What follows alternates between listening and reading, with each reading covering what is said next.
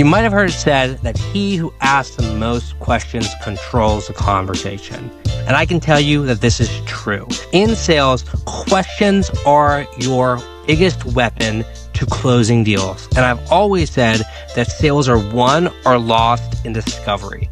But this begs another question. What kind of questions should you ask? What kind of information do you need to know? And how do you use questions to further deepen the urgency in your prospects' minds so when you go to give your pitch, you can give a dynamite pitch? Pitches live or die by the questions you ask. And so in today's episode, we're going to talk about the types of questions you need to ask, the type of information that you need, and how to tie it in to your pitch. So when you go to give your pitch, you can just knock it right out of the park. Let's go. Let's go. All right, so questions. There are 4 types of questions you need to ask in sales, okay? And they are qualifying questions, situational questions, consequence questions, and tie downs, okay? And as you're doing a discovery, you want to make sure that you're not just interrogating them. So I would always mix in questions throughout every bit of the conversation. You want to avoid asking more than 15 questions. You really want to try to keep it down 15-ish. It's not exact science, but it's something I would do. So when we talk about qualifying, what are qualifying questions and what are the purpose of qualifying questions? Qualifying questions are there for you to answer a very, very important and serious question. And that is this person someone my offer can help? And secondarily, is this worth my time? See, the reality is in any market, doesn't matter what it is, there are premium offers and there are value tier offers. There are high margin, low turnover products that where you're not selling a lot, but if you sell a couple, you're going to be making your money. Think jewelry, right? And then there are some low margin, high turnover where you're not making a lot per sale, but volume can really expand you. Think toilet paper. Okay? And so you have to understand what your product is. Is this a high ticket premium offer? Is this more value where we're going for more volume? What is the end goal? And who is the benefactor, the biggest benefactor of this product? And when you understand who your customer avatar is, it helps guide you into qualifying who you need to be speaking with. So I'll give you an example. I used to work for a distributor and manufacturer of garden products, right? What they would do is they would sell pottery and lawn decoratives to garden centers who would then sell it to their customers, right? And so whenever I was trying to set up a new account, there was 2 questions I would generally ask. The first one was, do you sell pottery? Do you sell pottery? Very simple, but I would much rather, if someone is already buying from another vendor and they're already in the market, they're probably qualified. And I would always rather go toe-to-toe with another sales rep from another company than just try to get someone to start doing something they have never done in the past, especially in B2B sales. It's probably not true in something like life insurance. In life insurance, you might need to ask like, hey, do you have family? Do you have a loved one? That'd probably be more what you're looking for when it comes to qualifying. Some people, they kind of want to just qualify straight up from the budget. Hey, what are you looking for? What are you looking to spend? Right? I just bought a mattress this week. First question the salesperson offered us is, what are you looking for? Looking for something more, why are you here? What are you looking for? And what's your price range? They were trying to qualify the price range so they knew what products to pitch us, right? You've got to know your product or service. The second type of question I would ask, and those are the 2 questions I would always ask, is, hey, do you have any outdoor space where you display your pottery? And the reason why I would ask that is that if they're just selling from inside their store, they're not going to be able to buy a lot of big pots. And big pots cost more and have more margin. They're probably going to buy smaller pots. Nothing wrong with that. We can still sell to you, but I would understand more of the opportunity and understand how much time I really want to invest. If someone has no outdoor space and they own a small store, maybe they buy a couple $100, and if they're willing to do it, I'll do it. But I'm not going to follow up with them to death to win that. But if someone's got a massive outdoor space and a massive store where they have a ton of pottery and they've got a ton of ability to buy big pottery and big bundles of pottery, I'm going to follow up them like a mofo because that's a lot of money that I can put in my pocket.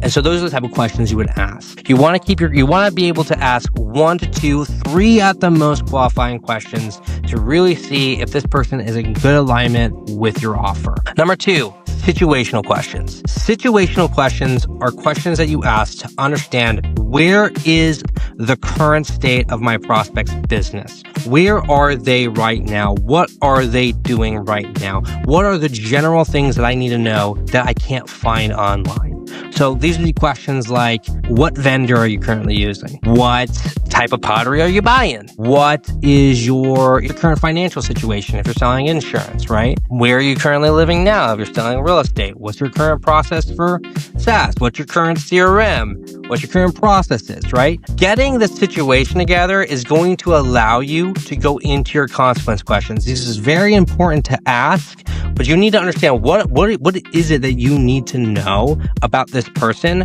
so you can start whittling in and working in your consequence questions. Depending upon the product that you service, right? I'm not going to ask if someone has kids if they're, if I'm trying to sell them SaaS. But again, if I'm trying to sell life insurance, I want to know how many kids do you have? Great. Awesome. Great question to ask when you're doing that, because now I can start building into consequences. What's your current software? Okay. How do they like that? Right? Things like that. Need to know if I'm selling software, I need to know what software they're using, what's their current level of understanding. Maybe I need to understand their sales reps, how tech savvy they are, right? What's their current marketing operation? What kind of leads are you currently buying for life insurance if you're selling leads? What kind of marketing have you done in the past? These are the things that you really need to know. When you know where they are now and where they've been, now you can start taking them through consequence questions. So now we are getting into consequence questions. And consequence questions is where we start planting the seeds of doubt about whatever process they're currently using, or planting seeds of doubt about not having a process altogether. So that way we can start to really tailor our pitch and hit our pitch. Now, you should know as a salesperson what advantages your product has and what specific products your problem solves as compared to the market. You need to know where your strengths are according to the market. And if you don't know that, you need to stop watching this video and figure that out. That is something that everyone should know. What specific problem, what specific USP, unique selling point, does your product have over your competitors? Because if you're doing B2B sales, you're probably coming up with competitors, and you also need to understand what problems your product solves, because if they don't have a solution, you need to be able to make an argument as to why, because they don't think that your solution is important, or they would already have one, okay?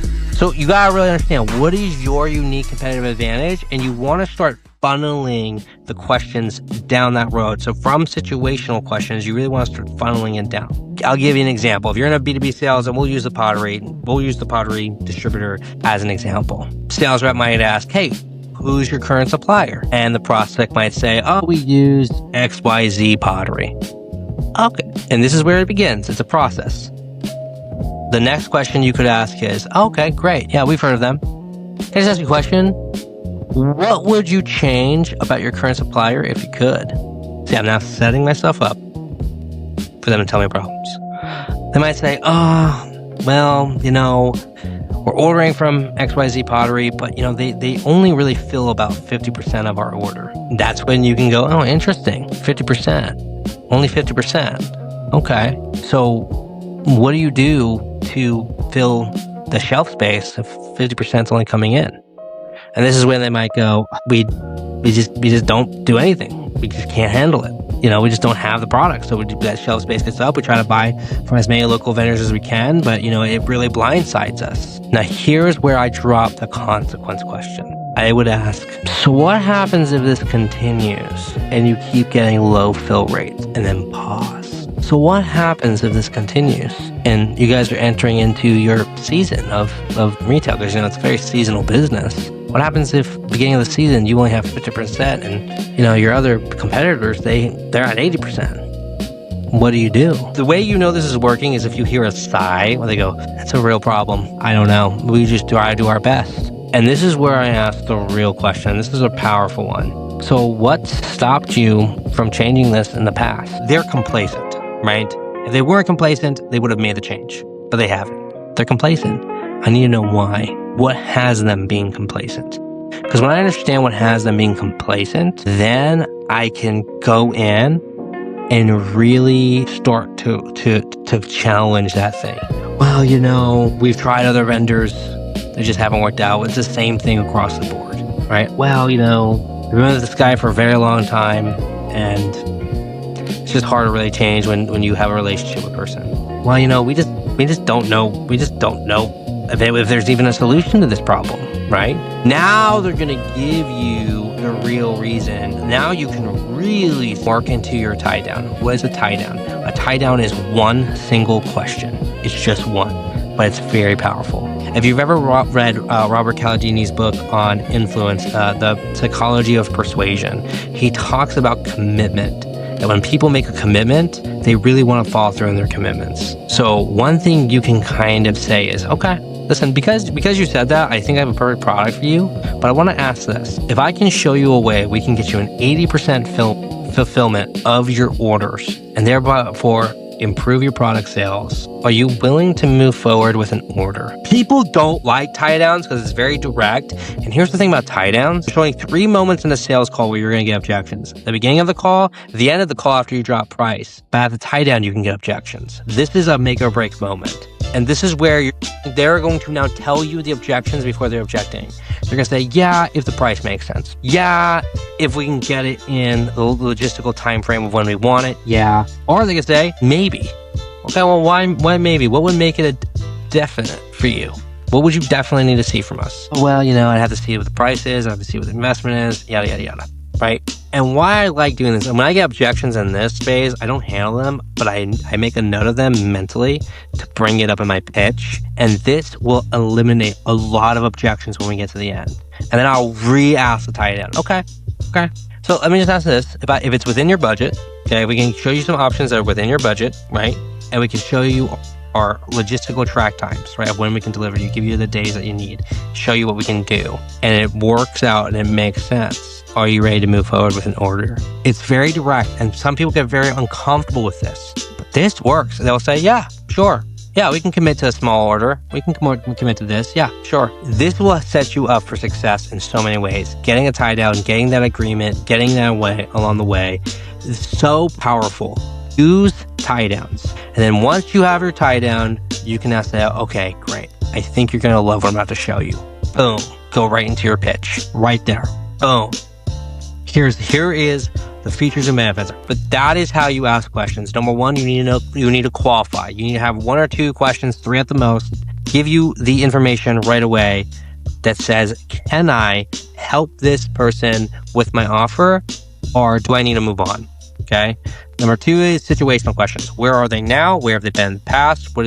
How does the business operate? What are the things that I don't know that I can't find from a website that I need to really know in order to set up my consequence questions? Number 3, consequence questions. They are rhetorical in nature, and they are leading them to see the problem for what it is, so that way you can really deliver a spectacular pitch. And tie down gets a commitment, so that way when you give your pitch and you answer the problems that they have, they've already committed to buying. Really sets you up for the closing stage. Get the close. Okay? Hope that helps. Until next time, keep selling.